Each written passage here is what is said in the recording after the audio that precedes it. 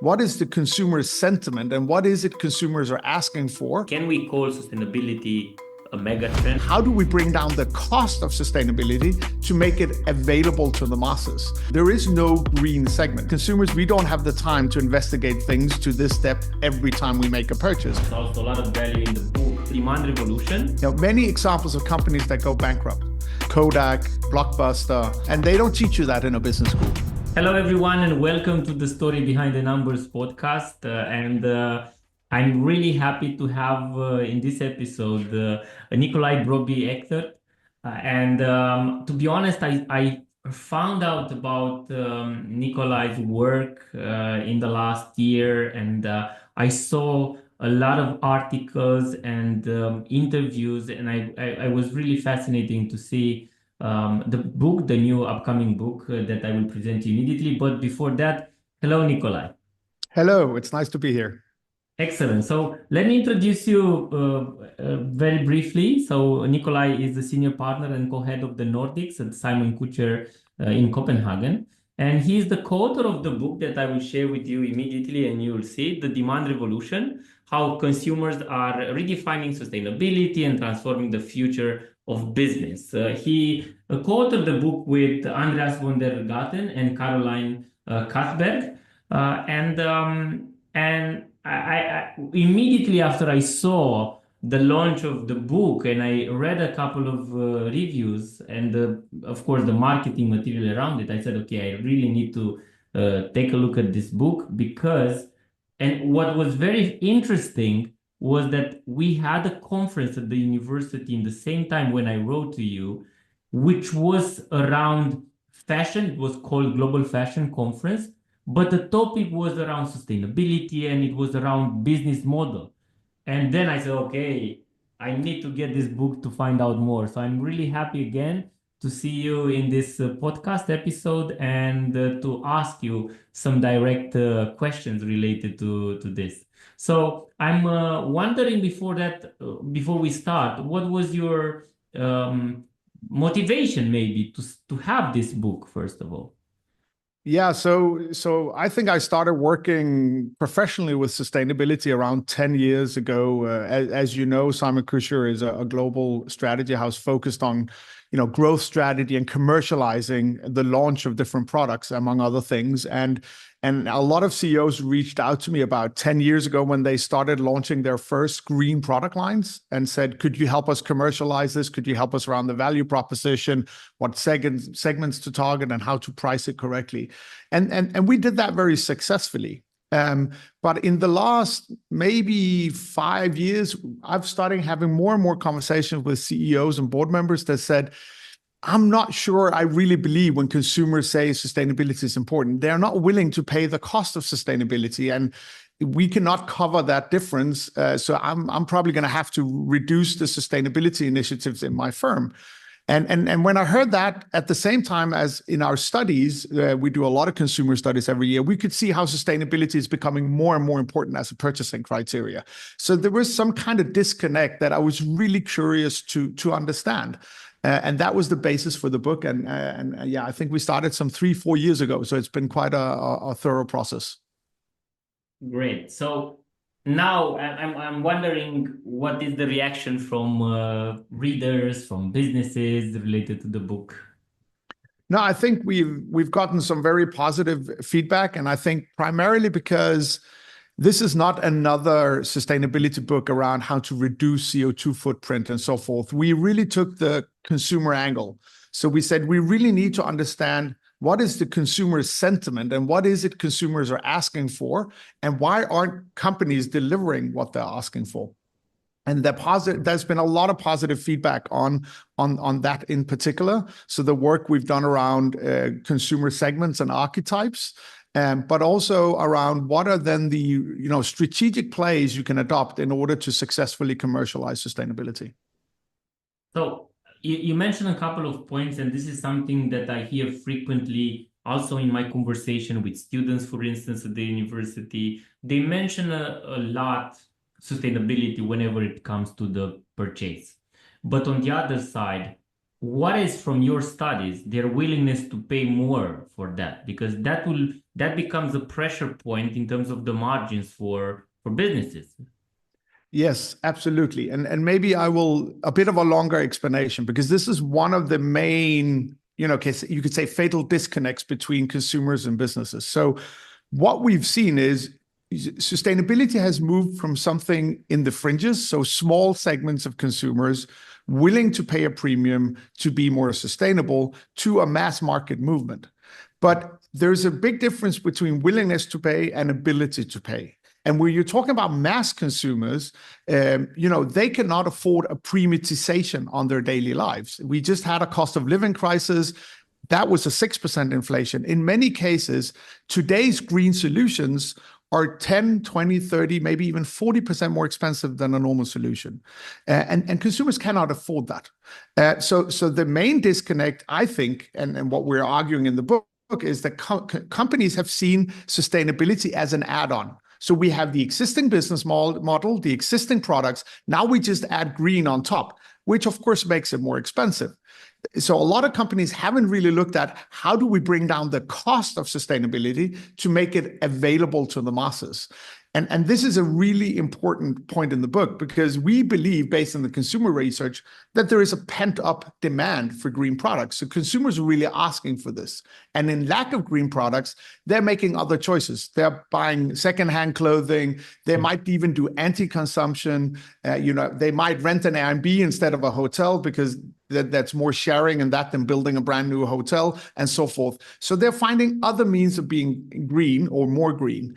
But the companies that really understand this and truly looks at how to reinvent their current business model and maybe even extended ecosystem to bring down cost will see a significant market uplift in terms of volume and consumers. And maybe to give a good example, I know, electric cars you can have a lot of arguments around that, but I don't think 5 years ago we thought an electric car would be the best-selling car in the world. And what has happened there is that the cost of electric cars, also through subsidies, has come down on par with a normal car. And then you see this massive shift towards a more sustainable product. Now, and we believe that will happen in other industries as well as these products become available to consumers. So in a way, this becomes part of a demand-driven strategy, right? Yes. So, of course, the book is called The Demand Revolution. And the reason is when we started looking into this, of course, sustainability is a megatrend. There are many megatrends out there. There are very few transformative megatrends. We think sustainability is definitely one of those. But where it's markedly different is most other megatrends are technology driven. So you could say they're push driven in a certain regard. So when you invent the internet, that's a great technology, but consumers don't understand how to use it, and they're skeptical. So you have these early adopters that are really fascinated by new things that are also typically ready to pay a premium. And over time, as you start gaining market share, you start scaling from cost perspective, and it becomes cheaper and cheaper, and then you reach early majority and mass market. That's how a normal megatrend works. So you really need to teach consumers how to use a new technology or a new product in a good way. Sustainability is very often just something on top. So it's actually not a new thing. So you can get instant adoption because consumers do not need to change. And on top of that, what we see is consumers are right now ahead of the market. So consumers weren't saying, give me the internet because they didn't know what it was. But consumers are saying, give me sustainable products. I want them, but I need it at a price that I can afford. And sustainability is markedly different because a lot of companies haven't actually reduced the cost of sustainability. They've increased it because they've become more sustainable, which is more costly. So instead of a falling cost curve, it's actually been an increase in cost curve. And that creates that fatal disconnect where the consumers and companies are not meeting and making a market. Yeah. So here, can you share an example of a business in which you see some of the strategies that you present in the book as well that successfully managed to find this balance? Yes, of course, and it's sometimes it's about taking existing strategic advantages and leveraging that for a more green profile. And I think one of the the case examples I like the best in the book is around the play we call longevity strategy or longevity play. So for consumers, it's very, very easy to put a one-on-one between the longer a product lasts, the more sustainable it is. We all understand that as a consumer, the buy and throw away culture is not a good thing. So a longevity strategy is a strategy of extending the lifetime of a product, either through better quality or a second life. And what we found out is there's a company called Fnac Darty in France that is a big retailer of white goods, so washing machines and dishwashers and fridges. And they actually started as a service organization. So they had all the data on how expensive it is to repair products, how often they break down, and so forth. And then they said, well, with this sustainability movement where people want products that last longer for the sake of the environment, but also as a better deal than a washing machine that breaks down after 3 or 4 years and you have to throw it out, let's maybe use all the data we have and create a repairability index. So they created a repairability index, which you can almost equate to a sustainability index in terms of lifetime extension. And then they launched that both online and in stores. And what happened was they only rated the top 3 products. So the first thing that happened, of course, you saw a massive shift in volume to these brands or products. So they had top 3 in each category. The second thing they experienced was they got some angry calls from, normally quality, high quality manufacturers such as Miele. They said, why are we not on the top 3? We're known for quality. And then they said, well, we have all the data. It's actually your products break down. It's very difficult to repair them and very expensive. So you're not on the top 3. And then Miele started saying, okay, maybe we should reinvent and think about how we design the products so they're more easy to repair. So that was really interesting. So they saw this big shift. What they then did was what we call commercial creativity in order to make this more accessible to consumers is they launched the Darty Max program, which basically means for 10 euros a month, you get lifetime repairs free of charge as long as there's spare parts from the manufacturer. And today they have more than 1 million clients on that scheme. Now, I love that as an example because it's an example of using existing strategic advantages to offer a more green alternative to consumers, but it's not only green, it's also good economic sense and other things, but combining that into a holistic strategy. And those are the kind of strategic plays we're trying to promote in the book and explain in the book.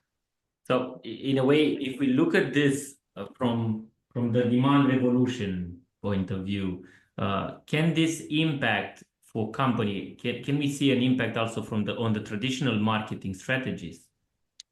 Absolutely. And I think this is a great question because we did a lot of consumer research around over 3 years around how do consumers act differently when they buy green. And I think this is an important point because a lot of companies talk about the green segment.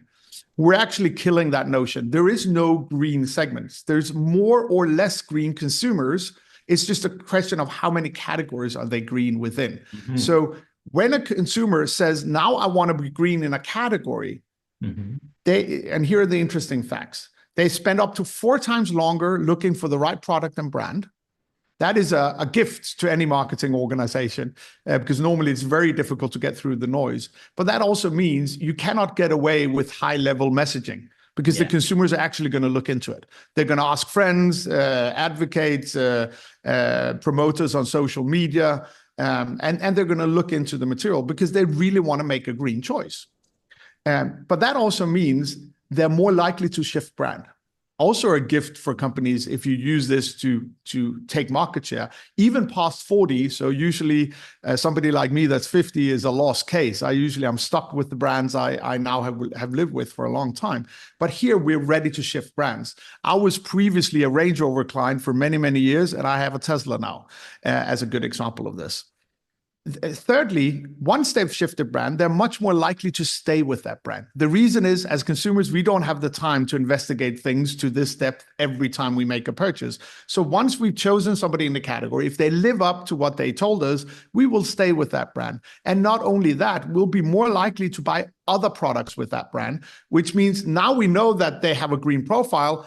hey, do they have other things they're selling? Again, here, Tesla is a good example, right? They're selling cars, but they're also selling home battery storage and solar cells. 3 completely different product categories, but they're under one brand. So, and this is a good example, I think, of the possibilities if you get that green position in the market. And then lastly, consumers are also much more likely to advocate. So in terms of marketing strategy, really think about advocating strategies is a very good idea.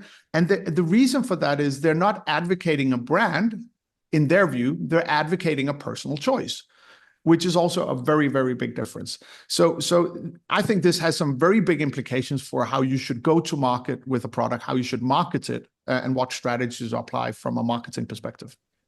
So here, what you mentioned is really interesting because I'm a fan of Tesla, of course, and I'm interested always to see that sometimes businesses, if you take the automotive industry, we have the traditional car manufacturer that are trying, and then you have Tesla that came with this business model from scratch, and which is more towards that. And I want to share with you one short comment. A couple of weeks ago, we had at the university, we had like entrepreneurial hub with students wanted to create, they had business idea and they wanted to present it. And out of around 15 presentation, I think 13 of them were related to sustainability. Yeah. All of them mentioned the fact that even if they had a product they envisioned to sell, it has to be sustainable. So there is a huge interest from the new generation that is active on the market now, and they are consumers, right? They have salary and they can buy products on sustainability. On the other side, we look at companies trying, as you said, to bring this sustainable products, but they find difficulties in break even maybe. So how do you see, how can companies balance this need of profitability, and on the other side, looking on the increasing demand for sustainable product? Because sometimes it seems like just a CSR campaign, we have this product, we have this material, this fabric, and so on.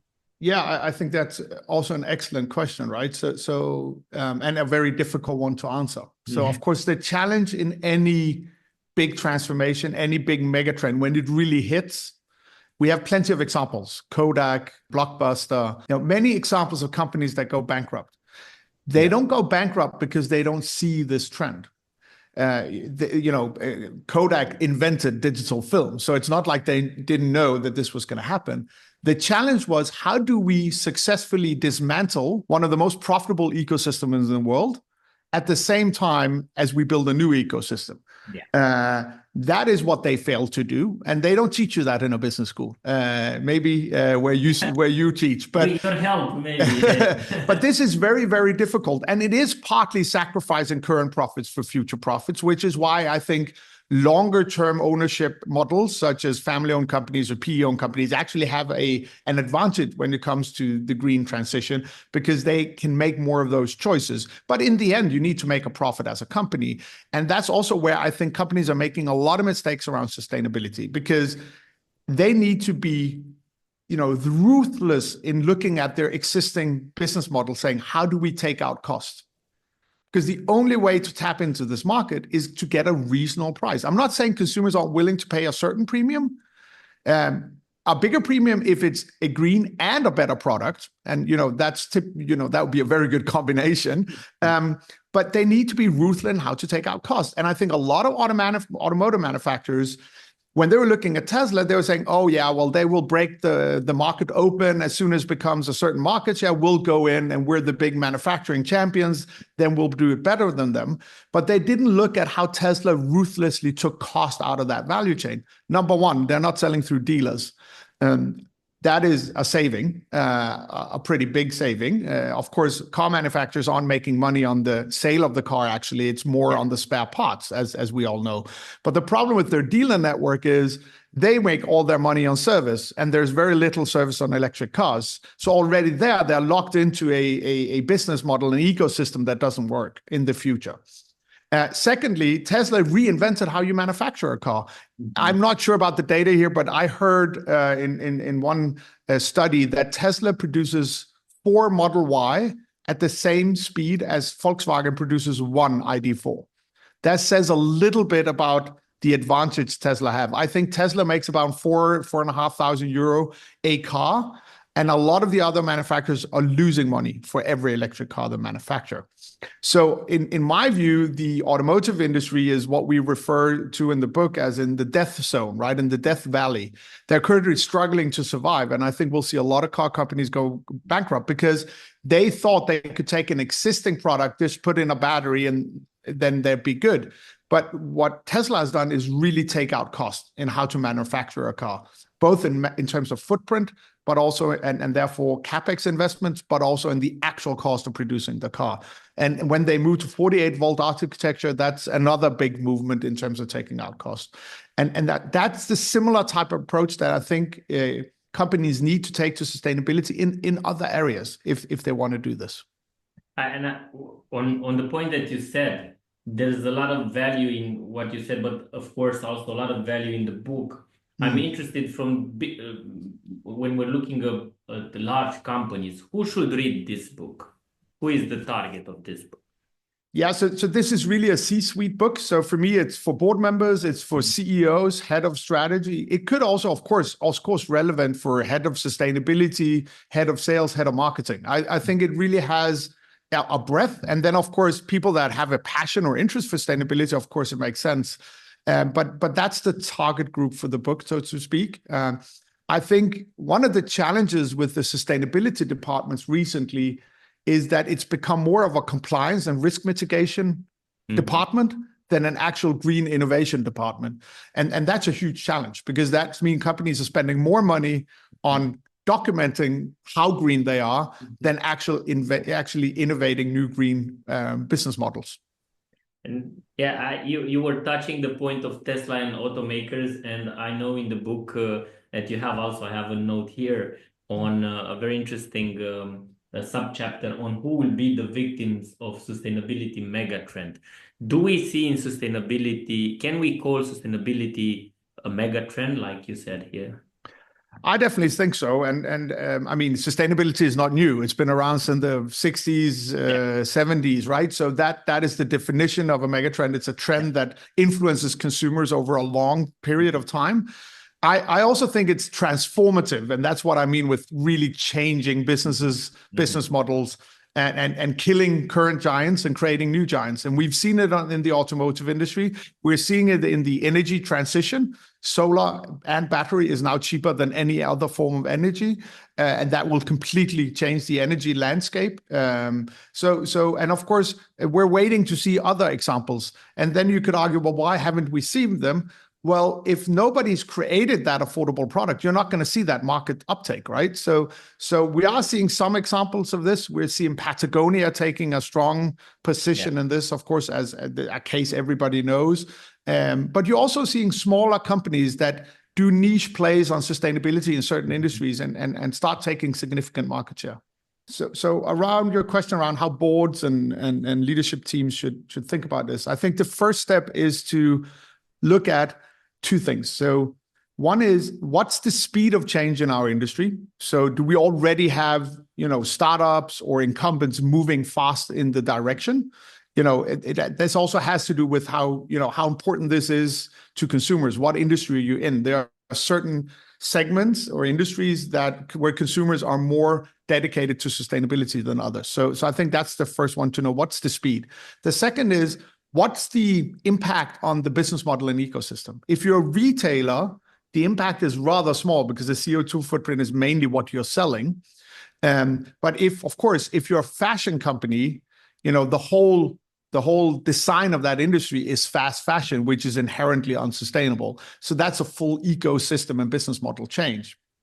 So in terms of radicality on business model change and speed, that's the first thing you need to know. If it's a huge business model transformation and the speed is high, you're in the death valley or death zone, right? You need to change very quickly or you'll die in this transition. I think the automotive industry is in the middle of that, and so is the energy transition.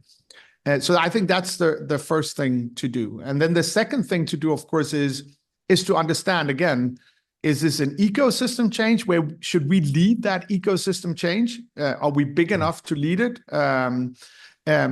Secondly, how do we do it from a business model perspective? And how do we see this as a cost out exercise, basically? How do we really focus on bringing down the cost of sustainability to the end consumer to tap into this pent-up demand? That's what you should focus on. And then, of course, how to do that while still making a profit, of course, is the big question. And that is a difficult one to answer. That demands quite a bit of work from the leadership team and consultants and others, maybe. Yeah.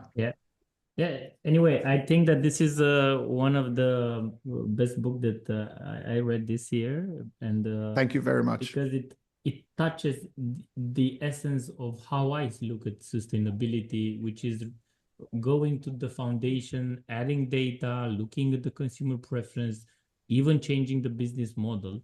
So I hope my network that is also watching this episode will find the book. I will put the link on the podcast, and of course, looking forward to continue the conversation. I'm interested to see more the next one, right, in which you bring even more case studies of practical implementation from companies on this demand revolution. So thank you very much, Nicolai, for joining the podcast. Thank you for inviting me, Carsten. Thank you for a great conversation. Excellent. Thank you, everyone, for listening. And as I said, I will put all the links in the show notes. And till next time, take care.